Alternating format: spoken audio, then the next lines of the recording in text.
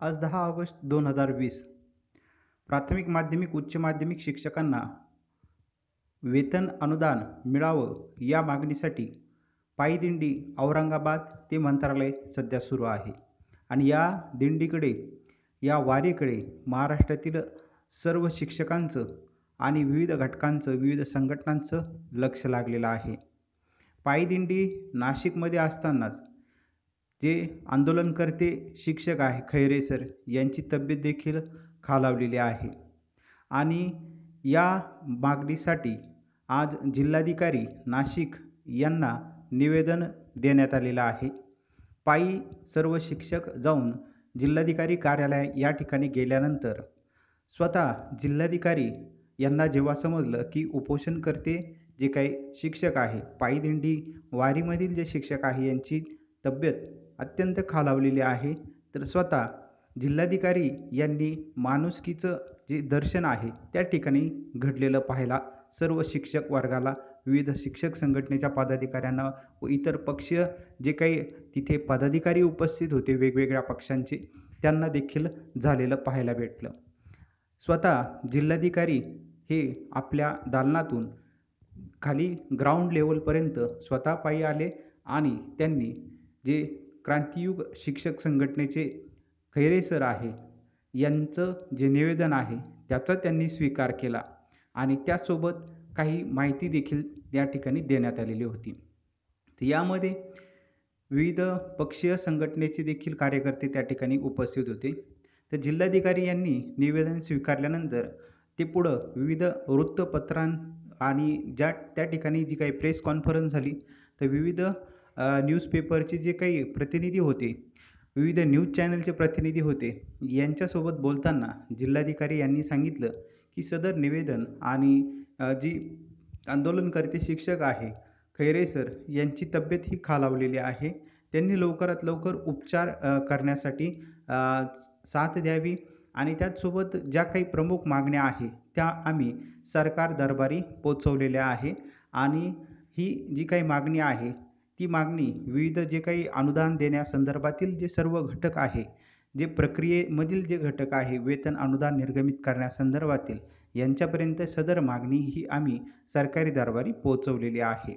त्यानंतर तेथे उपस्थित विविध पक्षीय ज्या संघटना आहे, मग त्यामध्ये भारतीय जनता पार्टीच्या देवयानी फरांदे यांनी देखील त्या ठिकाणी न्यूज पेपरचे जे काही न्यूज चॅनलचे प्रतिनिधी होते यांच्यासोबत बोलताना जी काही प्रतिक्रिया दिली, तर त्यामध्ये प्रामुख्याने देवयानी फरांदे यांनी सांगितलं की जो काही शिक्षकांना अनुदान मिळावं याकरिता 13 सप्टेंबर 2019चा शासन निर्णय हा देवेंद्र फडणवीस यांच्या कार्यकालामध्ये झालेला आहे. शिक्षकांना वेतन मिळावं याकरिता हा निर्णय जो आहे 20% 40% वेतन अनुदान मिळावं याकरिता हा शासन निर्णय देवेंद्र फडणवीस यांच्या कार्यकालामध्ये निर्गमित झालेला होता. त्याचसोबत निधी वितरण देखील काही अधिवेशनामध्ये त्या ठिकाणी उल्लेख केलेला होता शासन निर्णयामध्ये. आणि त्या पद्धतीने शिक्षकांच्या हिताचे काही जे निर्णय होते ते फडणवीस साहेबांनी घेतलेले होते, असं यावेळेस देवयानी फरांदे यांनी सांगितलेलं आहे. त्याचसोबत सध्याचं जे काही सरकार आहे ते शिक्षकांच्या मागण्या ऐकून घेत नाही आहे. शिक्षकांच्या मागण्यांकडं दुर्लक्ष केलं जातं आहे. हे सरकार गेंड्याच्या कातडीचं आहे, या पद्धतीचे जे आहे ते देवयानी फरांदे यांनी थोडक्यात प्रतिक्रिया जी आहे ती विविध वृत्तपत्रांसोबत न्यूज चॅनलचे जे काही प्रतिनिधी होते त्यांच्यासोबत बोलताना दिले. त्यानंतर स्वतः जे खैरे सर होते यांना बोलणं शक्य नव्हतं, तर त्यावेळेस शिक्षक संघटनेचे विविध पदाधिकारी त्या ठिकाणी उपस्थित होते. संभाजी ब्रिगेडचे पदाधिकारी त्या ठिकाणी उपस्थित होते. सर्व कोविड-19चे नियमावलीनुसार त्या ठिकाणी उपस्थित होते. आणि त्यावेळेस शिक्षक संघटनेच्या पदाधिकाऱ्यांनी देखील लवकरात लवकर मागण्या मान्य व्हाव्या, सरकारकडं आम्ही विनंती करत आहोत, आमचं हक्काचं जे वेतन आहे ते आम्हाला लवकरात लवकर मिळावं याकरिता आम्ही सातत्याने पाठपुरावा करत आहे. परंतु आमच्या मागण्या ज्या आहे त्यावरती कुठल्याही पद्धतीने अजून ठोस जे काही कृती होणं गरजेचं आहे ते अजून कृती होताना पाहायला मिळत नाही आहे. आणि त्याचसोबत संभाजी ब्रिगेडचे पदाधिकारी त्या ठिकाणी उपस्थित होते. त्यांनी देखील याविषयी प्रतिक्रिया जी आहे ती शिक्षकांच्या वतीने देखील दिलेली होती, की लवकरात लवकर हा जो प्रश्न आहे तो लवकरात लवकर मार्गी लागावा. खैरे सर जे आहे ते औरंगाबादपासून मुंबई मंत्रालयाच्या दिशेने आता रवाना झालेले आहे. आता सध्या सरांची तब्येत जी आहे ती थोडीशी खालावलेली आहे. तर आजचा दिवस आणि पुन्हा उद्यापासून जे आहे ते मार्गक्रमण मुंबईच्या दिशेने होणार आहे. आज देखील पायदिंडी, पायवारीचं जे आहे ते मार्गक्रमण नाशिकमधून मुंबईच्या दिशेने होत आहे. विविध शिक्षक जे आहेत ते या पायदिंडीमध्ये, पायवारीमध्ये कोविड-19चं शासनाने नियमावलीनुसार, सूचनांनुसार पालन करून हे एकवटत आहे. तर या पद्धतीने शासनाकडून जी काही ठोस कार्यवाही होणं अपेक्षित होतं, ती मात्र झालेली अजून देखील पाहायला मिळत नाही आहे. यावरती लवकरात लवकर कार्यवाही करण्यात यावी. शिक्षक जे आहे अत्यंत सदनशील मार्गाने आपल्या मागण्या शासनापर्यंत पोहोचवत आहे. परंतु शासनाकडून वेतन अनुदान मागणीसाठी जे काही शिक्षकांची पायदिंडी चालू आहे, तर याकडे सरकारचं दुर्लक्ष करतंय का? असं देखील आता शिक्षकांमधून प्रश्न जो आहे तो त्या ठिकाणी उपस्थित होत आहे. तर आता हे होत असताना मंत्रिमंडळातील विविध जे घटक आहे त्यामध्ये प्रामुख्याने विधानसभा अध्यक्ष जे आहे यांनी देखील एक पत्र जे आहे ते निर्गमित केलेलं आहे. माननीय जे कॅबिनेट दर्जाचे मंत्री महोदय आहे यांना संबंधित जे काही वेतन अनुदानाच्या संदर्भातील जे काही मंत्री महोदय असतील यांना पत्र जे आहे ते निर्गमित केलेलं आहे आणि यामध्ये विधानसभा अध्यक्ष यांनी स्वतः लक्ष देऊन हे पत्र निर्गमित केलेलं आहे.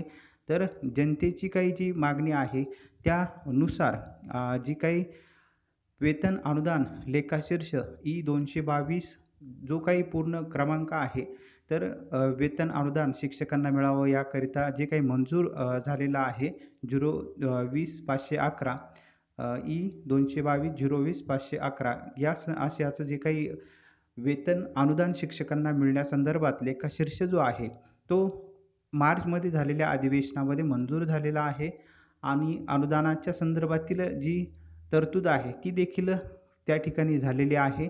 तर शिक्षकांना लवकरात लवकर वेतन अनुदान मिळावं, शिक्षकांच्या खात्यावरती पगार जमा व्हावा याकरिता विधानसभा अध्यक्ष यांनी पाठपुरावा केलेला आहे. स्वतः पत्र जे आहे ते दिलेलं आहे आणि कारवाई करावी या आशयाचं पत्र जे आहे ते संबंधित मंत्री महोदय जे आहे या वेतन अनुदानासंदर्भातील कारवाई करणारे जे काही मंत्री महोदय आहे मंत्रिमंडळातील कॅबिनेट दर्जाचे यांना हे पत्र जे आहे ते विधानसभा अध्यक्ष यांनी पाठवलेलं आहे. तर आता विधानसभा अध्यक्षांच्या शब्दाचा मान राखला जाणार का या मंत्री महोदयांकडून की जे वेतन अनुदान निर्गमित करण्याच्या प्रक्रियेमधील आहे.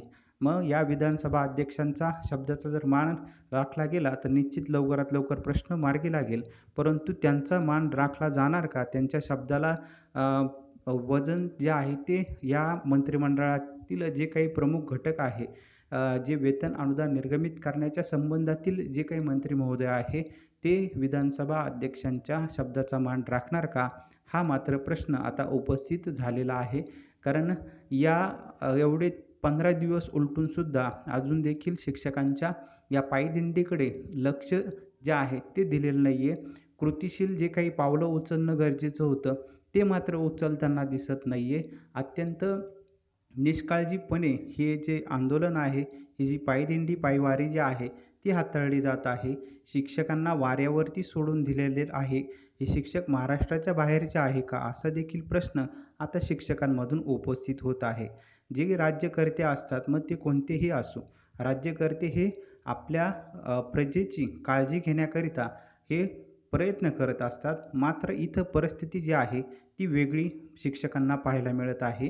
शिक्षक दररोज आत्महत्या करत आहे आणि राज्यकर्ते मात्र निष्ठुर होऊन हे राज्य करत आहे. मग राज्य नेमकी हे कोणाकरता करत आहे? प्रजेकरता करत आहे की वेगळ्याच कोणत्या घटकांकरिता करत आहे? असा देखील प्रश्न हा या ठिकाणी उपस्थित शिक्षकांकडून होत आहे. तर येत्या काळामध्ये शिक्षकांना वेतन अनुदान मिळण्यासंदर्भात अजून देखील माणुसकीचं पाऊल जे आहे ते मात्र सरकारकडून उचललेलं पाहायला मिळत नाही आहे. शिक्षकांच्या आत्महत्या होत आहे, तणावग्रस्त शिक्षक आहे आणि अजून देखील शिक्षकांना या कोरोनाच्या विपरीत परिस्थितीमध्ये असंख्य प्रश्न जे आहे ते कुटुंबियांवरती उपस्थित झालेले आहे आणि त्यामुळे सरकार हे आंदोलन कशा पद्धतीने हाताळतंय हे देखील पाहणं औत्सुक्याचं ठरणार आहे. कोणत्या घटकामार्फत हे आंदोलन जे आहे ते मिटवलं जातंय, शिक्षकांना पुन्हा काही आश्वासनं किंवा प्रलोभनं देऊन पुन्हा शांत केलं जातंय का प्रत्यक्षात कृती करून जी काही येणाऱ्या मंत्रिमंडळ बैठकीमध्ये वेतन अनुदानाची नोट ही येणार का? हा देखील प्रश्न आहे. शिक्षक आमदार हे जे काही पद आहे हे शिक्षकांचे प्रश्न सोडवण्याकरिता आहे. शिक्षक आमदार झाल्यानंतर शिक्षक आमदार जे काही व्यक्ती असतात त्यांना शासनाकडून वेतनाचा लाभ मिळत असतो. शिक्षक आमदार पद संपल्यानंतर देखील त्यांना जे काही पेन्शन आहे ते सुरू असतं. मात्र काही ठराविक बोटावरती मोजण्याजोगते शिक्षक आमदार जर सोडले, बाकीचे जे काही सन्माननीय सदस्य जे आहे त्यांच्याकडून कुठल्याही पद्धतीने मदत किंवा शिक्षकांचे प्रश्न सोडवण्याच्या दृष्टीने पावलं उचललेले जात दिसत नाही. परंतु काही जे शिक्षक आमदार महोदय आहे हे फार काळजीने हे जे प्रश्न आहे ते शासन दरबारी पोहोचवत आहे. तर येत्या काळामध्ये या गोष्टीची दखल जी आहे ते शिक्षक घेणार आहे असं शिक्षकांकडून सांगण्यात येत आहे आणि येत्या काळामध्ये फार मोठे आमूलाग्र बदल जे आहे ते झालेले पाहायला मिळतील असं देखील शिक्षकांकडून, शिक्षक संघटनेच्या पदाधिकाऱ्यांकडून सांगण्यात येत आहे.